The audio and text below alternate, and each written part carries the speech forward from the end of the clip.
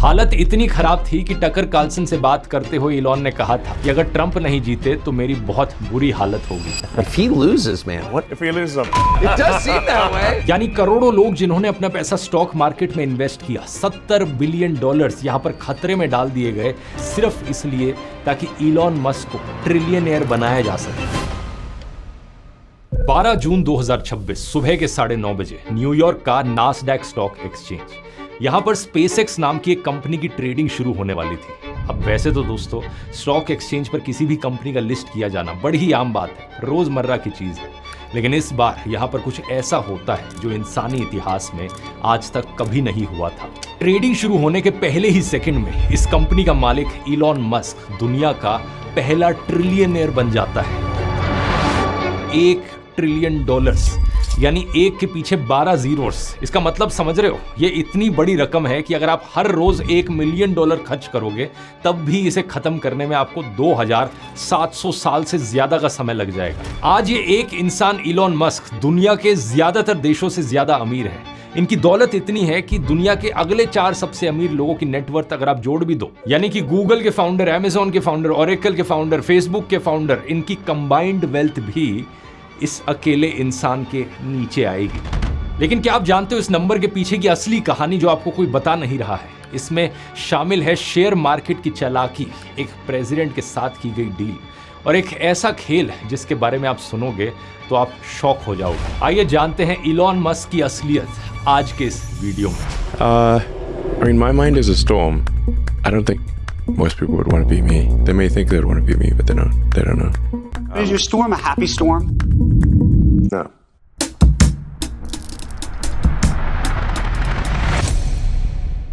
नमस्कार दोस्तों, सबसे पहले इस ट्रिलियन शब्द को समझना बहुत जरूरी है क्योंकि ये नंबर इतना बड़ा है, लोग बोलने में तो बोल जाते हैं over $70 million.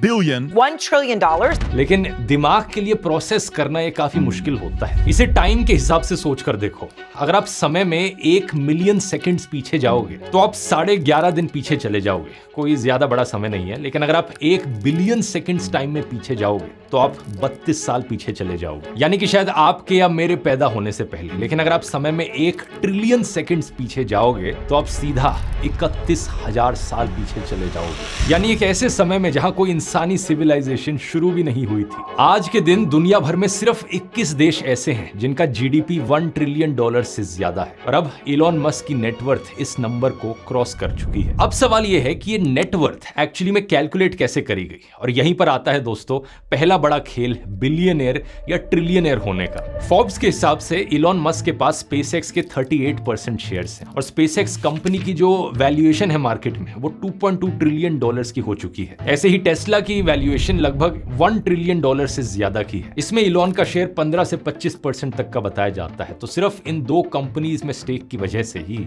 इलॉन को ट्रिलियनेयर घोषित किया गया है। लेकिन यहीं पर आती है पहली बड़ी प्रॉब्लम, और ये प्रॉब्लम सिर्फ इलॉन की ही नहीं बल्कि हर बिलियनेयर लेवल के अमीर आदमी की है कि ये पैसा लिक्विड नहीं है। ऐसा नहीं है कि इनके बैंक अकाउंट में $1 ट्रिलियन पड़े हुए हों जिन्हें ये कभी भी बैंक से बाहर निकालकर खर्च कर सकते हैं। ये सारा पैसा इन कंपनीज के शेयर्स में मौजूद है, और ऐसा भी नहीं है कि ये शेयर बेच दिए जाएं तो सीधा बैंक अकाउंट में पैसा आ जाएगा। ये एक तरह की पेपर वेल्थ है। इलॉन मस्क खुद कह चुके हैं कि उनके पास सिर्फ 0.1% कैश है और उनकी बाकी सारी नेटवर्थ शेयर से आती है। 0.1% ऑफ 1 ट्रिलियन होता है $1 बिलियन इन कैश। और यहां अगर उन्होंने अपने टेस्ला और स्पेसएक्स के शेयर्स बेचने की कोशिश करी तो तुरंत इन शेयर्स की कीमत मार्केट में क्रैश हो जाएगी, क्योंकि मार्केट में एक साथ बहुत सारे शेयर्स आ जाएंगे। दूसरे लोग जिन्होंने अपना पैसा इन कंपनीज में इन्वेस्ट कर रखा है उन्हें लगेगा कि अगर इलॉन शेयर बेच रहा है तो इसका मतलब ये कंपनी अब वैल्यूएबल नहीं रही है, इसलिए लोग भी अपना पैसा बाहर निकालेंगे और सारी वैल्यू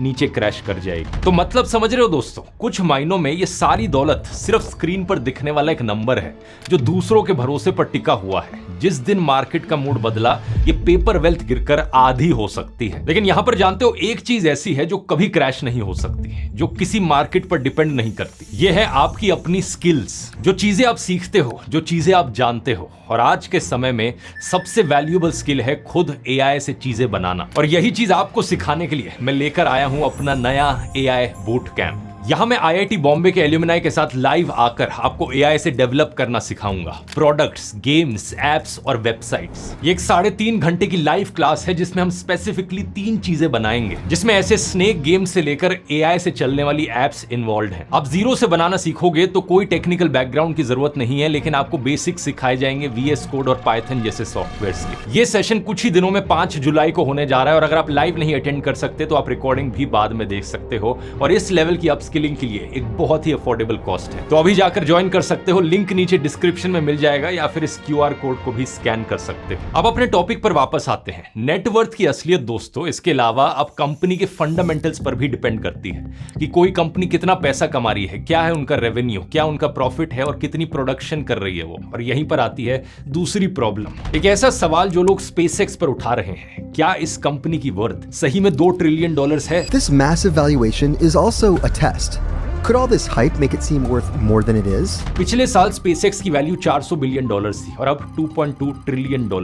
लेकिन इस एक साल में SpaceX ने ऐसा कुछ भी नहीं किया जो इस बढ़ी हुई वैल्यूएशन को जस्टिफाई कर सके। उल्टा ये कंपनी घाटे में चल रही है। 2025 में इस कंपनी ने करीब $5 बिलियन का लॉस रिकॉर्ड किया था, इसे नुकसान हुआ था और इस साल भी करीब पिछले 3 महीनों में ऑलरेडी $4.28 बिलियन का नुकसान हो चुका है। ये सिर्फ मैं नहीं कह रहा हूँ, रिसर्च फर्म मॉर्निंग स्टार के मुताबिक SpaceX की असली वैल्यू लगभग $780 बिलियन की है, जो कि उसके अभी के प्राइस का सिर्फ 35 से 40% है। अब आप पूछोगे अगर ऐसा सही में है तो स्टॉक मार्केट की वैल्यूएशन इतनी ज्यादा कैसे हो गई? इसका जवाब है दोस्तों इलॉन मस्क। लोग SpaceX पर पैसा नहीं लगा रहे हैं, वो इलॉन मस्क के दिखाए गए सपनों पर पैसा लगा रहे हैं। इकोनॉमिस्ट बर्टन मेलकील अपनी किताब a random walk down wall street में स्टॉक वैल्यूएशन की 2 थ्योरीज देते हैं। पहली थ्योरी है फर्म फाउंडेशन थ्योरी, जिसमें किसी कंपनी के शेयर्स की कीमत फंडामेंटल्स पर डिपेंड करती है, जैसे कि कंपनी कितना पैसा कमाती है, कितना मुनाफा कमाती है। और दूसरी थ्योरी है Castle's in the air theory, यानी हवाई महल। इसमें शेयर्स की कीमत का कंपनी की परफॉर्मेंस से कोई रिलेशन नहीं होता और valuation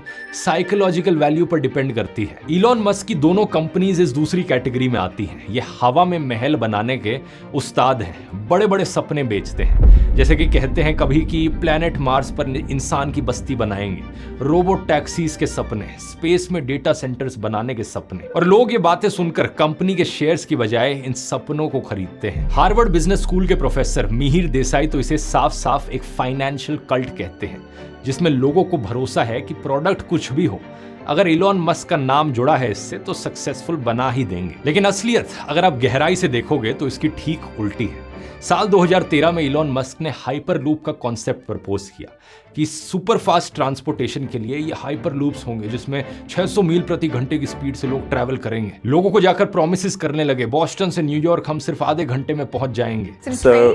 A plane? No. An automobile? It's Transporter machine? it's a cross between a Concorde and a railgun. लेकिन असलियत ये सिर्फ एक कॉन्सेप्ट बना रहा और कुछ नहीं। 2023 में कंपनी बंद हो गई और एक सक्सेसफुल प्रोडक्ट नहीं बना पाई। इलॉन मस्क की बायोग्राफी लिखने वाले एक आदमी ने बताया कि आइडिया उन्हें तब आया था जब उन्होंने कैलिफोर्निया के हाई स्पीड रेल प्रोजेक्ट को देखा और उन्हें सख्त नफरत थी हाई स्पीड ट्रेन से। It's a little depressing to sort of have something that's like the slowest bullet train in the world in California at enormous cost. And isn't there something better that we could come up with? And that something better is the Hyperloop? Well, I think so. अक्टूबर 2015 में वो दावा करते हैं कि Tesla's में fully autonomous self driving आ जाएगी 3 सालों के अंदर अंदर। Yeah, like I said, about 3 years from now, we're confident we can make a very compelling $25,000 electric vehicle that's also fully autonomous. We're still on track for being able to go cross country from LA to New York by the end of the year, fully autonomous. We're talking maybe 18 months from now. Maybe even towards the end of this year.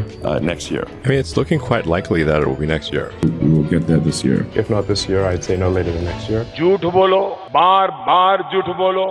लेकिन असलियत यह है कि आज 11 साल बाद भी fully autonomous driving Tesla में नहीं आई है। ऐसे ही 2017 में उन्होंने हवाई बातें करी कि वो हाईवेज के नीचे टनल्स बनाएंगे जिससे कि ट्रैफिक कम हो सके। इसके लिए उन्होंने एक कॉन्सेप्ट बनाया बोरिंग कंपनी का इस्तेमाल करके। लास वेगस में करीब 2 किलोमीटर लंबी एक छोटी सी टनल बनाई जिसमें टेस्लास की गाड़ियां जा सकती हैं, लेकिन इसके अलावा कुछ नहीं हुआ। ये आइडिया भी पूरी तरीके से फेल रहा क्योंकि इन टनल्स में भी ट्रैफिक जाम्स लग गए। अप्रैल 2019 इलॉन मस्क ने कहा कि अगले साल तक हम 1 मिलियन से ज्यादा रोबो टैक्सीज देखेंगे। I feel very confident predicting autonomous robo taxis for Tesla next year. It'll be like owning a horse in 3 years.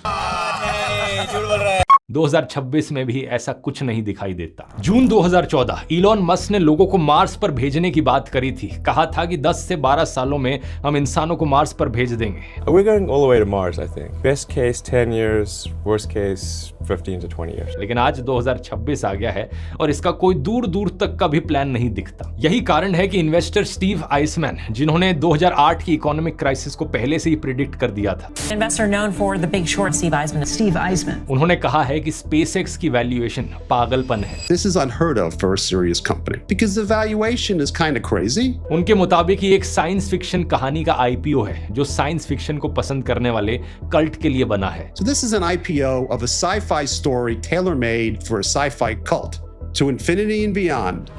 Or in this case to Mars. ये बड़े अफसोस की बात है कि ज्यादातर लोग इस सब पर ध्यान नहीं देते और वो बस इन फेंकने वाली बातों से, हवाई वादों से इन्फ्लुएंस्ड होते चले जाते हैं और अपने पैसे इन कंपनीज में लगा देते हैं। This rocket company is the only reason we can now send American astronauts into space. Come here. Take over, Elon. Just take over.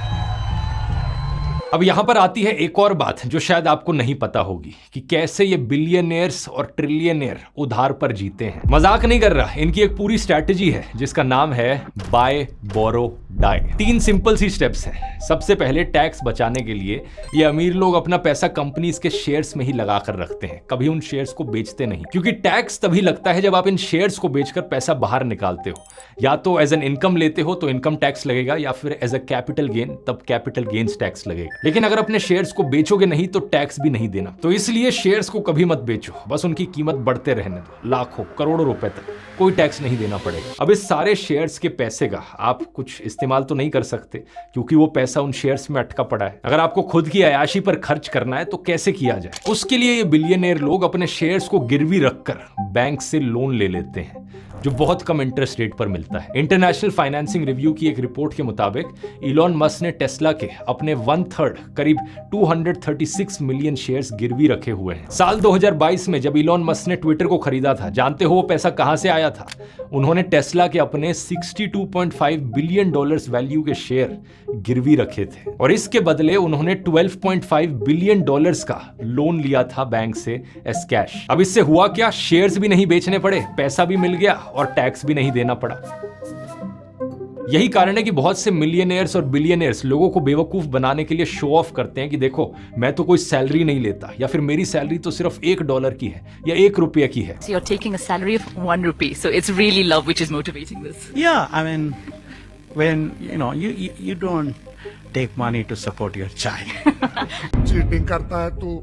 Actually में वो लोग कोई इनकम ना लेकर इनकम टैक्स बचा रहे हैं। पैसा उन्हें अपने खर्चे के लिए फिर भी मिल जाता है, या तो कंपनी के एक्सपेंसेस दिखाकर या फिर इस तरीके से बैंक से लोन लेकर। लेकिन नुकसान इससे होता है सिर्फ और सिर्फ देश का और आम टैक्स पेयर्स का, क्योंकि as a proportion of their wealth ये बिलियनियर्स ना के बराबर टैक्स भरते हैं। इलॉन मस्क का ही केस देख लो, इनकी वेल्थ 2014 से 2018 के बीच में $13.9 बिलियन बढ़ी, लेकिन उन्होंने इसके बदले सिर्फ $455 मिलियन का टैक्स भरा, यानी सिर्फ 3.2% का टैक्स दिया गया। एक आम average working class tax payer America में 20 से 30% इनकम टैक्स भरता है, लेकिन इलॉन मस्क ने सिर्फ 3% टैक्स दिया। और केवल इलॉन मस्क ही नहीं, 2014 से 2018 के बीच में अमेरिका के 25 सबसे अमीर लोगों ने सिर्फ 3.4% टैक्स दिया था। और ये सिर्फ अमेरिका तक सीमित नहीं है, बल्कि दुनिया में हर एक देश की यही कहानी है। इंडिया में भी ज्यादातर बिलियनियर्स और मिलियनियर्स एक आम आदमी से कम टैक्स भरते हैं। फिर इस पूरे खेल में तीसरी स्टेप आती है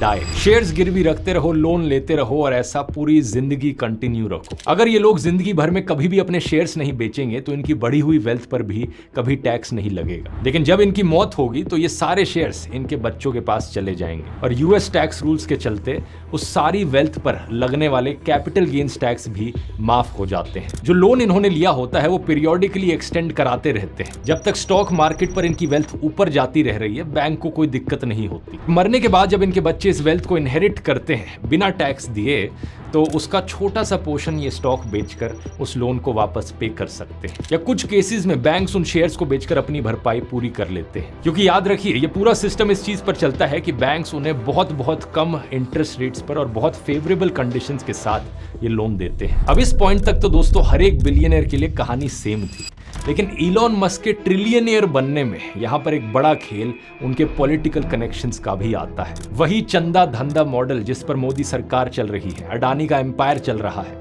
इलॉन मस्क के केस में भी कुछ वैसा ही है। 2024 की अमेरिकन प्रेसिडेंशियल इलेक्शन से पहले इलॉन मस्क की नेटवर्थ $270 बिलियन, लेकिन ट्रंप के प्रेसिडेंट बनने के सिर्फ 2 साल में ही मस्क की नेटवर्थ लगभग 5 गुना बढ़ गई है। ये हुई धंधे की साइड, लेकिन इसको अचीव करने के लिए चंदा कहां से आया? इलॉन मस्क ने 2024 की इलेक्शंस में डोनाल्ड ट्रंप को $290 मिलियन डोनेट किए थे। ट्रंप के सबसे बड़े डोनर ट्रंप को इलेक्शन जिताने के पीछे सबसे बड़ा हाथ इलॉन मस्क का ही था। हालत इतनी खराब थी कि टकर कार्लसन से बात करते हुए इलॉन ने कहा था कि अगर ट्रंप नहीं जीते तो मेरी बहुत बुरी हालत होगी। If he loses, man, what? If he loses, It does seem that way. how long do you think my prison sentence is going to be? Do you think? Will I see my children? I don't know. I have no plausible deniability. लेकिन unfortunately पूरी दुनिया के लिए और fortunately Elon Musk के लिए Trump elections जीत जाते हैं, और इलेक्शंस जीतने के बाद ट्रंप सरकार उनको सीधे सीधे फेवर्स देती है। मस्क एक तरीके से शैडो प्रेसिडेंट बन गए थे। कैबिनेट मीटिंग्स में बैठने लगे, ट्रंप के साथ चाइना और सऊदी अरेबिया की स्टेट विजिट्स पर गए। जहां जहां ट्रंप गए वहां इलॉन मस्क ने अपनी कंपनीज के लिए डील्स फाइनल करी। इसका सबसे बड़ा एग्जांपल इंडिया में ही देख सकते हो। ट्रंप के प्रेसिडेंट बनने के बाद फरवरी 2025 में नरेंद्र मोदी भी अमेरिका में इलॉन मस्क से मिलकर आए। इस मुलाकात का एक बड़ा मुद्दा स्टारलिंक की इंडिया में एंट्री को लेकर था। फिर 18 अप्रैल 2025 को नरेंद्र मोदी ने इलॉन मस्क से फोन पर बात की और इसके कुछ ही हफ्ते बाद स्टारलिंक को इंडिया में सर्विसेज शुरू करने का लेटर ऑफ इंटेंट मिल गया। स्टारलिंक को नेशनल सिक्योरिटी की जिन 2 कंडीशंस पर इशू था उन्हें हटा दिया गया, और इसके लगभग 1 महीने बाद जून 2025 में स्टारलिंक को इंडिया में सैटेलाइट इंटरनेट प्रोवाइड करने का लाइसेंस भी मिल गया। हालांकि लेटेस्ट रिपोर्ट्स के अनुसार स्टारलिंक के इस अप्रूवल को फ्रीज कर दिया गया है, लेकिन मैं हैरान नहीं होऊंगा कुछ ही महीनों बाद सरकार इन्हें फुल अप्रूवल दे दे। अब आगे सुनो, ट्रंप सरकार ने इसके अलावा इलॉन मस्क को फायदा पहुंचाने के लिए रूल्स बदले हैं, और इसका सबसे बड़ा उदाहरण है स्पेसएक्स का ये करंट आईपीओ। पहले आमतौर पर जब भी कोई कंपनी आईपीओ जारी करती थी तो नास्डैक 100 जैसे बड़े इंडेक्स सीधे उस कंपनी को लिस्ट नहीं करते थे, और उसे महीनों और कभी कभी सालों तक इंतजार करना पड़ता था। ऐसा इसलिए किया जाता था क्योंकि अमेरिका में कई ऐसे रिटायरमेंट सेविंग्स और पेंशन फंड्स हैं जो नास्डैक 100 जैसे बड़े इंडेक्स में इन्वेस्ट करते हैं। पिछली अमेरिकन सरकारें ये नहीं चाहती थी कि अमेरिकन लोगों की रिटायरमेंट सेविंग्स और पेंशन यहाँ पर किसी फ्रॉड कंपनी की वजह से डूब जाए, इसलिए पहले सालों की वेटिंग होती थी ताकि जो भी नई कंपनी आई है उसका स्टॉक प्राइस सेटल हो जाए, ओवर वैल्यूड ना रहे। लेकिन इलॉन मस्क की डिमांड पर, स्पेसएक्स की डिमांड पर नास्डैक ने इस रूल को ही बदल दिया। एक नया फास्ट एंट्री रूल लाया गया। इसमें सिर्फ 15 दिन का वेटिंग पीरियड रखा गया, और नतीजा क्या हुआ? करोड़ों अमेरिकन की रिटायरमेंट सेविंग्स और पेंशन्स अपने आप ही इलॉन मस्क की कंपनी में जाकर लग गई, चाहे वो चाहे या ना चाहे। और इससे भी बड़ी चीज आईपीओ से ठीक 2 दिन पहले हुई। अमेरिका में कानून के मुताबिक ब्रोकर्स को कस्टमर्स का पैसा एक अलग सेफ अकाउंट में रखना होता है, ताकि अगर ब्रोकर डूबे तो कस्टमर्स का पैसा सुरक्षित रहे। लेकिन स्पेसएक्स के आईपीओ से 2 दिन पहले 10 जून को सिक्योरिटीज एंड एक्सचेंज कमीशन ने एक लेटर जारी किया जिसमें उसने ब्रोकर्स को स्पेसएक्स के आईपीओ के लिए इस रूल से छूट दे दी। यानी करोड़ों लोग जिन्होंने अपना पैसा स्टॉक मार्केट में इन्वेस्ट किया, $70 बिलियन यहां पर खतरे में डाल दिए गए, सिर्फ इसलिए ताकि इलॉन मस्क को ट्रिलियनियर बनाया जा सके। और कहानी यहां खत्म नहीं होती दोस्तों। इलॉन मस्क की रिकमेंडेशन पर ट्रंप ने ब्रेंडन कार को फेडरल कम्युनिकेशंस कमीशन का चेयरमैन बनाया, और बाद में इन्हीं ब्रेंडन कार ने स्पेसएक्स और स्टारलिंक की रिक्वेस्ट अप्रूव करके उन्हें 2/3 लो अर्थ ऑर्बिट सैटेलाइट्स का कंट्रोल दे दिया। कुल 10,300 सैटेलाइट्स का कंट्रोल स्टारलिंक को दिया गया, और इलॉन मस्क के एक राइवल EchoStar के खिलाफ जांच शुरू कर दी गई। दिसंबर 2024 में ट्रंप के प्रेसिडेंट बनने से पहले इलॉन मस्क और उनकी कंपनीज के खिलाफ 40 इन्वेस्टिगेशंस और कोर्ट केसेस चल रहे थे, लेकिन ट्रंप के प्रेसिडेंट बनते ही एक के बाद एक ये मामले बंद होते चले गए। इलॉन मस्क का ये पूरा एम्पायर किस हद तक ट्रंप पर निर्भर करता है, ये 2025 में ट्रंप और मस्क के झगड़े ने साफ दिखा दिया था। झगड़े के दिन टेस्ला के शेयर की कीमत लगभग 14% गिर गई थी। यानी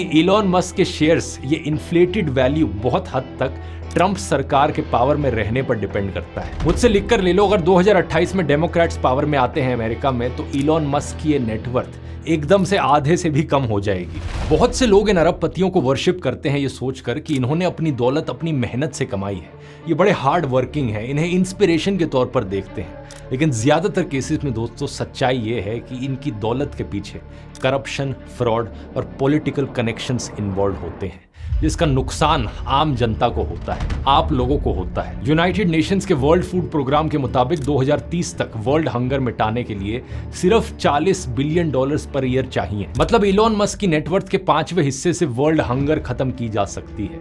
ऐसे ही ऑक्सफैम की एक एनालिसिस के मुताबिक अगर मस्क की दौलत पर सिर्फ 10% टैक्स भी लगा दिया जाए तो 80 करोड़ लोगों को एक्सट्रीम पॉवर्टी से ऊपर उठाया जा सकता है। इलॉन मस्क ने एक बार चैलेंज भी दिया था कि अगर वर्ल्ड फूड प्रोग्राम उनको बता दे कि वो $6 बिलियन में कैसे वर्ल्ड हंगर सॉल्व करेंगे तो वो तुरंत टेस्ला के शेयर्स बेचकर पैसा दे देंगे। और इसके जवाब में वर्ल्ड फूड प्रोग्राम के डायरेक्टर डेविड बीसली ने पूरा रोड मैप भी बताया कि कैसे $6.6 बिलियन से 4.2 करोड़ लोगों को भूखमरी से बचाया जा सकता है। लेकिन इसके बाद इलॉन मस्क ने कोई जवाब तक नहीं दिया। पैसा देना तो दूर की बात है। इतिहास में अमीरी कई लोगों ने देखी है, लेकिन इतिहास उन्हें उनके बैंक बैलेंस से याद नहीं रखता। वो याद रखता है तो सिर्फ इस बात को कि उस पैसे से उन्होंने क्या किया और क्या नहीं किया। यहाँ पर एक छोटा सा एडवाइस है, इन हवाई बातों में बेवकूफ बनकर अपना पैसा इनकी कंपनीज में मत डुबो, क्योंकि एक ना एक दिन एक बड़ा बुरा क्रैश देखने को मिलेगा। अपना पैसा सिर्फ उन्हीं कंपनीज में इन्वेस्ट करो जिनके फंडामेंटल्स स्ट्रॉन्ग है, रेवेन्यू और प्रॉफिट जैसी चीजें देखो। पैसा कमाने के लिए शॉर्टकट्स मत ढूंढो, अपने ऊपर इन्वेस्ट करो, अपनी स्किल्स पर इन्वेस्ट करो। और इसी अपस्किलिंग के लिए आओ ज्वाइन करो मेरा AI बूट कैंप जो कि 5 जुलाई को होने जा रहा है। यहाँ पर आप लाइव प्रोडक्ट्स, गेम्स और एप्स डेवलप करना सीखोगे। ज्वाइन करने का लिंक नीचे डिस्क्रिप्शन में या फिर यहाँ क्लिक करके भी आप ज्वाइन कर सकते हो। बहुत बहुत धन्यवाद।